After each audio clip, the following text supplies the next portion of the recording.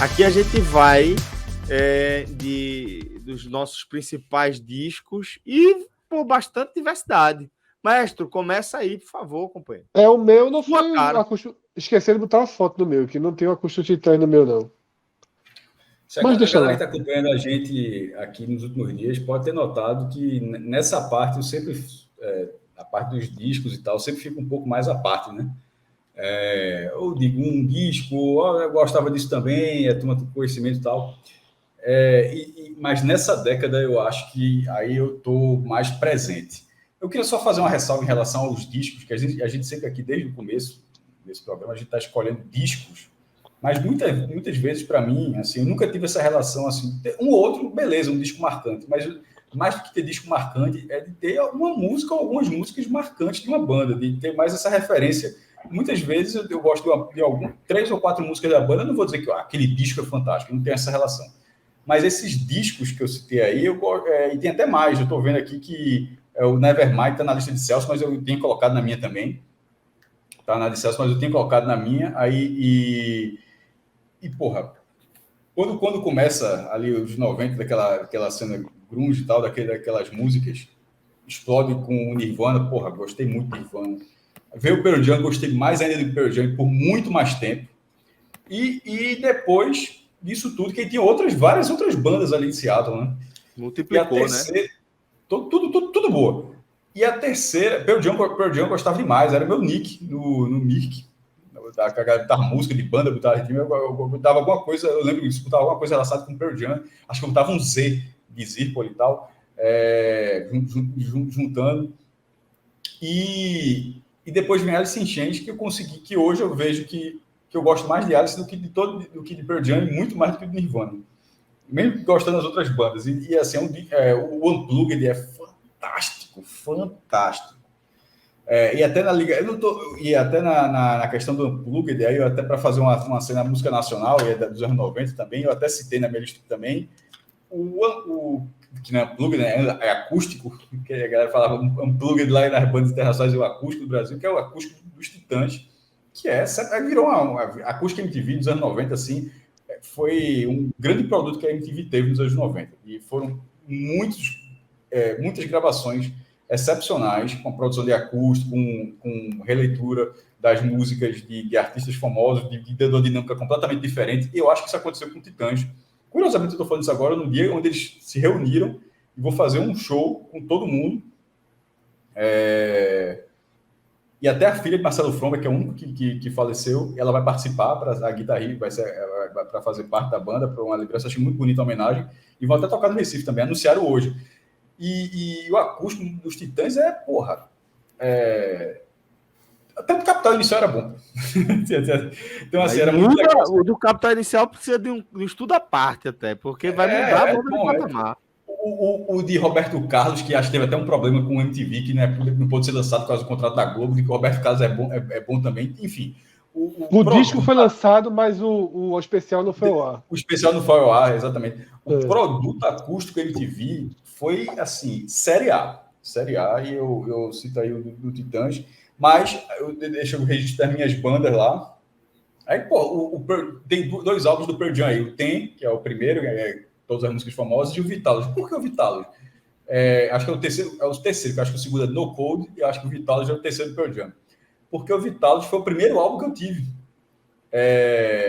Antes do Tem. Assim, o Tem é lançado em 91, 92, assim, não tinha CD, não. Aí, na hora que vai crescendo o CD, e eu lembro do encarte, que era um encarte de cartolina, de papel, né? Não era aquele plásticozinho, era um encarte bem bonito e tal.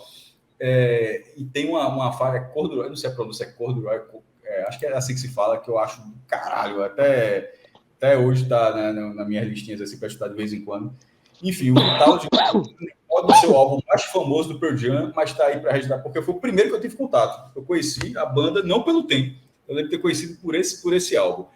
Mas no fim das contas, dessa evolução lá das bandas de Seattle, no fim das contas, apesar de muitas letras, algumas até para baixo e tal, mas Lenny Stage, que era o vocalista e faleceu em 2002, o cara cantava pra caralho, meu irmão. Pra caralho. O vocalista, meu irmão, assim, e todos, tirando o Pearl Jam, todas as bandas tiveram mortes trágicas, né? Nirvana, Pearl Jam, a própria Chris Cornell, agora, que era de Soundgarden, na época já estava no Audioslave, mas era de Soundgarden, esse negócio muito louco. Enfim, mas eles acharam, a banda quando voltou depois, um novo vocalista, que é bom também. O novo vocalista, ele é bom também, mas as músicas com o Lane eram do caralho. Bom, eu vou trazer, já falei bastante aqui desse disco, Da Lama ao Caos, para mim é uma obra de arte. Eu acho o movimento Mangue Beat um negócio espetacular. Para mim, dá para traçar um paralelo entre a Tropicália e o movimento Mangue Beat, basicamente, como um hiato de uma perspectiva específica da produção musical brasileira. E Da Lama ao Caos é fabuloso desde o começo, né? Monólogo ao pé do ouvido é um negócio que norteia a minha cabeça de vez em quando. De vez em quando eu escuto, né? Modernizar o passado é uma revolução musical. Cadê as notas que estavam aqui? Não preciso delas. Basta deixar tudo soando bem aos ouvidos.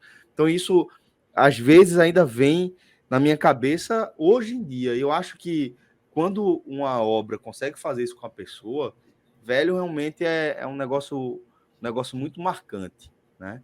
Então, Da Lama ao Caos não tinha como deixar de estar na minha lista, é um dos álbuns da minha vida, continuo ouvindo muito até hoje, continua sendo uma referência para mim. O Duke, do Green Day, o primeiro disco, assim, de rock que realmente eu ouvi quase até furar, né? Já de forma quase contemporânea ao lançamento, ouvi um pouquinho depois, mas foi a primeira banda também pela qual virei fã, né? Banda de rock internacional que eu virei fã, foi Green Day, foi a partir do Duke. Vou escutar Green Day ainda por um tempo, né? Até o Nimrod, basicamente, depois deixo de acompanhar a banda, porque no fim das contas foi uma banda que conseguiu se renovar, sabe? Foi uma banda que conseguiu renovar o repertório e continuar dialogando com o público que era o eu de antigamente, né? Aquela galera,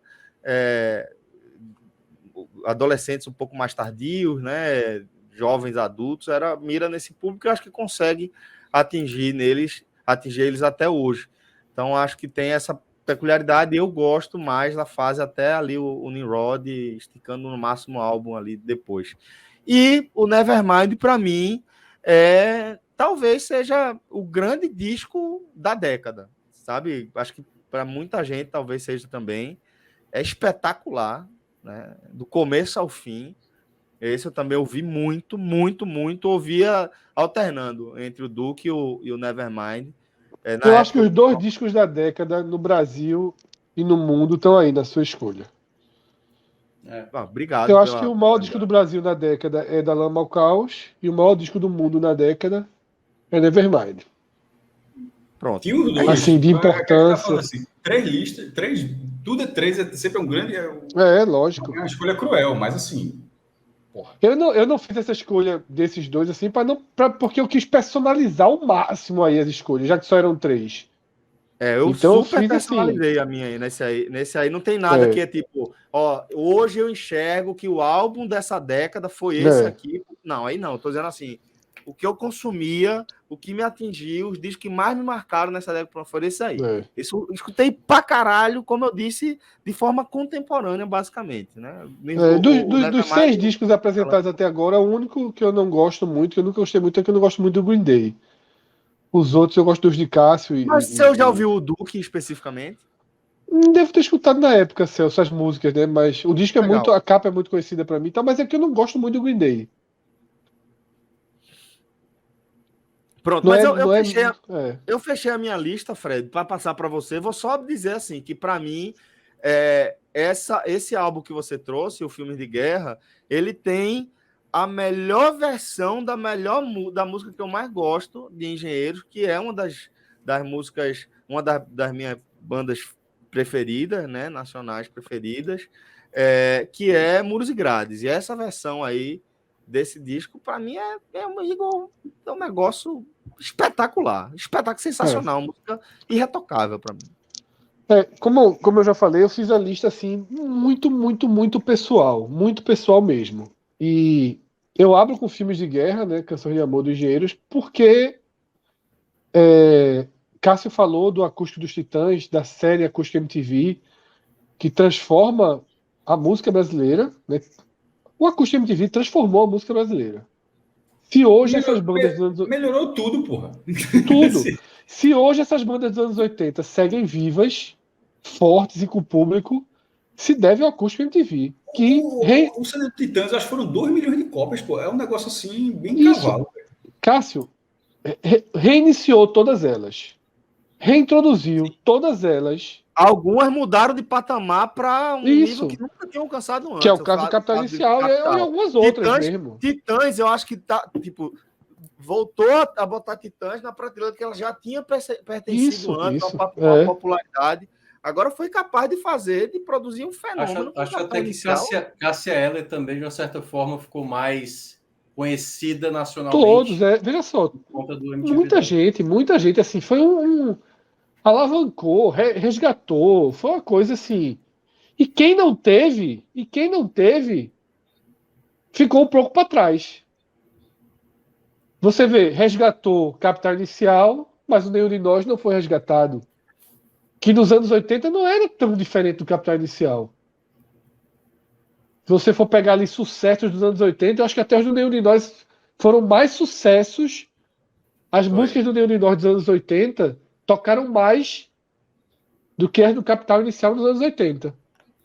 Mas o Acústico MTV do Capital Inicial deu um patamar e o Capital Inicial seguiu depois. E o Nenhum de Nós virou uma banda datada, né? Virou uma banda lá. Nenhum de nós tinha um perfil daquela série Perfil que era bom. Nenhum de nós. Mas olha só, o Nenhum de Nós tem 3 grandes sucessos, absolutos sucessos, né? O Astronauta de Mármore, Sobre o Tempo e Camila, né? E essas 3 músicas são maiores do que os 3 maiores sucessos do Capital Inicial dos anos 80, que são Fátima,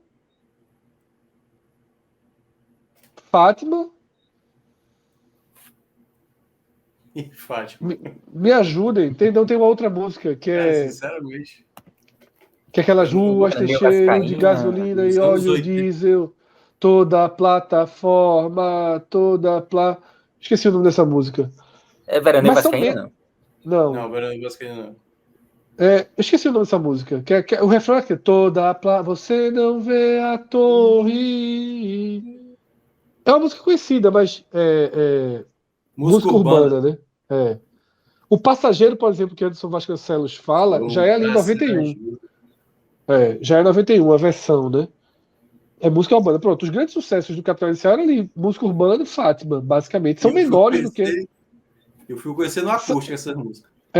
São menores do que esses 3 do Nenhum de Nós, por exemplo. Mas o Acústico MTV distribuiu o Capital Inicial para outra.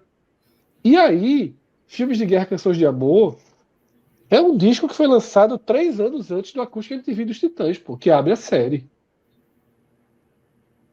Assim, introduziu a ideia da música, da versão acústica para as bandas de rock. Claro que isso já tinha sido feito, não é a primeira banda do mundo a fazer um disco acústico, obviamente, né?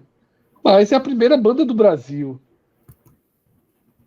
Junto com o Kid de Abelha. Acho que o Kid de Abelha fez também um acústico, um disco chamado Meio Desligado, que é um acústico também. Antes da série MTV. Mas o dos Engenheiros, ele é muito radical, esse acústico, assim. E aí a gente tem que entender que eram os Engenheiros do Havaí no auge da popularidade, ainda alavancado pelo Papel Pop de 3 anos antes, mas assim, era a grande banda do Brasil, numa sequência de sucesso, e rompe absolutamente tudo. Desde do cabelo de Humberto, que ele raspa o cabelo, né, vira um cabelo dunga, né, e muda tudo. Não tem uma guitarra, porque o acústico MTV é um acústico animadinho. O acústico MTV é um acústico que tem a bateria, tem... Esse acústico do Engenheiros do Havaí, ele é muito, muito, muito acústico.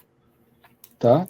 E algumas músicas são com a Orquestra Sinfônica Brasileira, regidas por Wagner Tiso, né? Arranjo e regência de Wagner Tiso. É tudo muito diferente. E assim, foi um fracasso absoluto. Importante que se diga, tá? Esse disco é um fracasso absoluto de de público, de não toca na rádio. É assim, o Engenheiros acaba, para você ter ideia, né? O Trio é o último disco dos Engenheiros do Havaí, do Trio, que não é o trio original, mas é o trio clássico da banda. A banda acaba depois desse disco. É um disco O que Engenheiros teve acústica MTV, Fred? teve em 2005. Teve um mais tardio. E que é o que eu digo, já não vendia, o acústico em 2005 já não vendia milhões, mas foi fundamental para os engenheiros. Fundamental. Você vai a um show de Humberto hoje, todas as músicas do acústico são cantadas pelo público Pelos pulmões. como se fossem sucessos, mesmo sem terem ido para a rádio. Por quê? Porque foi a fase do DVD. E esse acústico dos engenheiros, ele tocava muito em bar, essa questão de DVD, sabe? De ficar passando. E renovou o público. Né? Não fez o que fez o do Titãs, o do Capital Inicial, por exemplo, mas renovou muito o público. Mas esse. E o Engenheiros demorou muito a fazer, acho que um dos motivos foi esse, inclusive, né? Porque quando estoura, né, o acústico, o Engenheiros estava remontando banda, é a fase de turbulência dos Engenheiros. Né? Ele abre o projeto da MTV, o outro, que depois que o acústico deu certo, a MTV faz o ao vivo, né? Ao vivo, Ela cria o selo ao vivo, né? E abre com 10 mil destinos, que é o disco dos Engenheiros, excelente, cara. 2000. É, Gosto muito, você tem aqui. Ao E abre, vivo, e agora? isso. Engenheiros do Havaí. Ele abre a série, então ele demora muito a ir pro acústico, só vai em 2005. Mas é isso. Segundo disco que eu escolho, Arnaldo Antunes, O Silêncio, porque abre uma outra porta para mim de música, né? O Titãs também vai começando a se separar, né? E Arnaldo Antunes cria para mim um outro universo musical de palavras, né? A questão poética fica muito forte, jogo de palavras. E esse disco tem uma característica pessoal para mim que é a seguinte: eu tinha um CD player no carro que quebrou. E era um CD player da Pioneer, difícil de consertar, só tinha um cara que consertava, difícil. Resultado, eu passei algumas semanas, ou talvez até um mês, um pouco mais de um mês, só com ele. Ficou preso esse disco. Ou eu ouvia rádio, ou eu ouvia esse CD. Ou seja, pensa um CD que eu ouvi na minha vida foi esse. E eu não enjoei. Eu acho um disco espetacular. E aí eu pensei muito sobre o terceiro, tá? Queria ter pensei em colocar o duplo, né? Use Your Illusion do Guns N' Roses, que é muito fundamental para minha geração. Achei que ele apareceria na lista, ele não apareceu. Se eu soubesse que ele não apareceria, eu acho que eu teria escolhido ele. Mas como a questão é muito pessoal, eu descobri Alceu Valença, né? Para além de um cantor de carnaval, eu descobri esse disco, Sete Desejos. Porra, eu acho esse disco emocionante, assim. Fred, esse disco, eu acho que eu já falei por aqui, assim, tanto o Caio quanto o Guinho, eu acho que foi dos discos que eu mais coloquei os dois para dormir, tocando, foi esse aí, na sequência, sabe? Na sequência. Quando chega ali em Sete Desejos, os meninos já estão assim, eu me emocionei algumas vezes com esse disco, sabe? Assim, a primeira vez que eu ouvi Tesoura do Desejo, puta que pariu, velho. Assim, eu achei a música lindíssima, lindíssima, né? E a própria música Sete Desejos, Tomara, esse disco é lindo demais, porra. Esse disco é lindo demais e por isso eu coloquei aí. Né? Mas eu tirei os internacionais que, porra, muito importantes como Nevermind, como os Iolus, o Cranberries já na reta final chega com porra descassos do Cranberries. Skunk, pensei muito em colocar Calango, que tá ali na lista de Minhoca. Ouvi demais também. Mas é isso, né? Eu fui realmente pro que mais foi importante para minha construção. E aí, sem dúvida, são esses três. Talvez seja o padrão entre todos nós, mas vamos seguir. Pedro. Vamos lá, acho que Mamonas a gente já explorou bem ali nesse programa, né? Mas só falando que esse CD aí, praticamente todas as músicas são sucesso também, e quando é assim, o CD vira um clássico. Titãs eu coloquei muito por representar todo o movimento acústico MTV, todos os discos da série, e também já foi bem explorado. Eu vou falar um pouquinho mais da Timbalada. Eu sigo minha sina aí nos anos 90 de adolescente já, soteropolitano, e Salvador vivia assim, o boom do axé, né? As programações que a gente tinha aqui na época eram praticamente voltadas para eventos de axé, não só no carnaval, mas os shows que aconteciam aqui, era difícil você ter um show assim, só do Paralamas, só do Titãs. Você sempre tinha Cheiro e Paralamas, Asa e Titãs, alguma coisa assim. Era sempre uma banda de axé de sucesso com alguma banda ali do rock nacional. E basicamente era o que tinha. O que tinha era isso. Você tinha shows no Bayern de Tênis, show no Clube Espanhol, e sempre nesse formato. E eu poderia ter colocado vários discos do axé dos anos 90, que já começava a descer a ladeira ali no meio dos anos 90, né? Mas tem alguns discos que são eternos, e esse daí, da Timbalada, pra mim, é um dos melhores discos, assim, da história do axé. É um disco que... O que é que tem aí dentro, Pedro? Pô, velho, aí tem músicas como Toneladas de Desejo, Se Você Se For, Beija-Flor não é nesse, Beija-Flor é uma música linda, mas é no primeiro disco da Timbalada. Namora 2, que também é uma música linda. Uma Não vai sair uma palhinha, não vai sair, pô? Pedro, Oi? e o pior que, quando tu Vai sair falou o uma nome palhinha aí, aí, Tonelada de Desejo, esse Timbalada para mim tem um impacto tão importante que é uma banda que você, ao pensar na música, você sabe até o ritmo da música, sabe? É foda, né? De tão maravilhoso que é enfim, né, o som que eles produzem, assim. Tonelada de Desejo. Cara, Ainda assim, bem que Minhoca canta, porque, tipo, eu canto bizarramente, assim, mas é essa daí. E a Timbalada, velho, eles tinham o ensaio da Timbalada na década de 90, início dos anos 2000, era muito clássico. A Timbalada, ela tinha um espaço de show que ficou muito marcado aqui em Salvador, que era o Candial Gate Square, dentro do bairro do Candial, que foi o bairro onde a Timbalada nasceu. E os ensaios da Timbalada de domingo eram, assim, gigantes. Tipo, acabava o ingresso no dia que começava a vender, basicamente. Era difícil você conseguir comprar. Até hoje, os ensaios da Timbalada são muito cheios, mas já não são mais o Candial Gate Square, por conta dos prédios. Teve um bairro ali, a Cidade Jardim começou a crescer próximo ao Candial. E aí os moradores do Cidade Jardim começaram a reclamar do som e aí praticamente acabou com os eventos no Candial Gate Square. Mas foi um lugar que marcou a época. De vez em quando ainda rola algum outro evento por ali, eles conseguem alguma liberação. Vai ter até agora, em dezembro, um ensaio da Timbalada lá.